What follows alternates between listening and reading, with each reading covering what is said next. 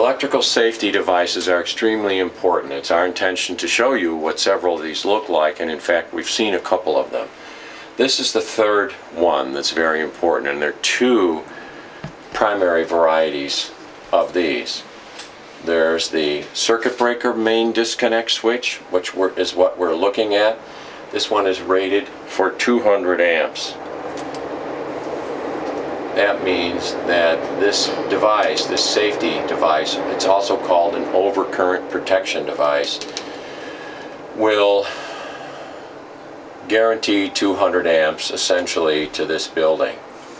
So if I were to push down on this lever, that would shut off all of the power inside of the building, and it's hard to push down on it. You have to put 20-25 pounds worth of pressure on this. But if there's an electrical fire and you don't know what to do and stuff is sparking or beginning to smoke, all you really need to do is make sure you know where your circuit breaker box is and to come down here and actually trip this circuit breaker, and all the power in the building will go off. So this is your main disconnect. It's a primary safety device. It's one of two that we're going to see today, and every house should have one of these in the United States as long as there's more than 6 fuses or 6 circuit breakers. Prior to approximately 1960, you didn't have to have one of these if there were only 6 fuses or circuit breakers in your home. Well, this is 50 years later. Every house should have one of these, or a main fuse disconnect, and we'll see that in a minute. Will every living unit in a building have an individual one, or if you're living in a 3-flat or a 6-flat, are you going to find just one of these for the full building? Every individual unit or apartment should have one of these, because this means you have your own electrical meter. Typically it means you have your own electrical meter. Sometimes landlords will rent apartments with electricity included. In that particular case, you won't have one of these, but you typically, 98% of the time after all the inspections I've done, these are in everyone's house. If the landlord is renting you the place without one of these and without a main electrical box, there's a pretty good chance that that place may not be known to the city or your municipality as a rentable apartment. So if it's below the grade, 4 or 5 feet below the ground, for instance, and if you don't have your own electrical box, that could be a problem. But yes, every single home should have, or condominium or apartment should have one of these, or I'll show you in a minute a fusible link.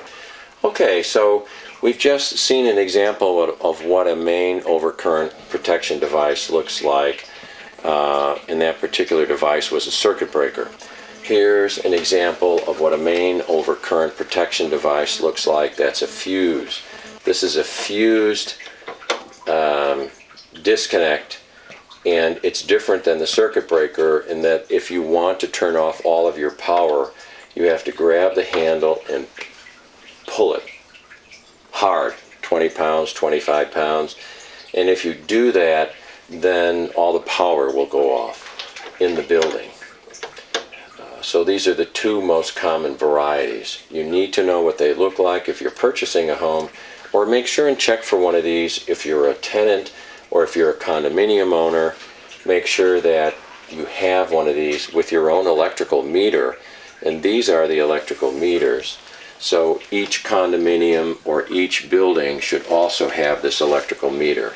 And here's a good example how we can compare and contrast the two main disconnects. Then they sit right next to each other. This is the circuit breaker type, where you push on the handle and it will turn all the electrical off in the building without the address. And here is the fusible type. These were common until 1960. As a matter of fact, I believe they're still required in historical properties that are being renovated.